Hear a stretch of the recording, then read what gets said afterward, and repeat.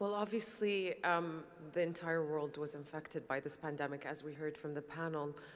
We're talking about $5.5 trillion in losses in 2020 globally for this industry. However, in Saudi Arabia, we tried to focus and look for the positive, if you will, during tough times and find the silver lining, which is we focused on domestic tourism. And whilst doing that, we created both summer and winter campaigns in 2020. In the summer, we saw an increase of 33% in spending versus the year before in 2019 when our market was open, because we've really promoted it locally and we've engaged the local communities as well, which is what we heard on resilience and engaging local communities and the importance of that we've seen.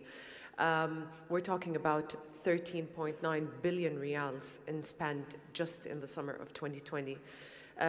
Moving forward, we're going to focus on this more, focus on what we can offer domestically, but also on what we can offer to our international guests once we open up our gates again. Thank you.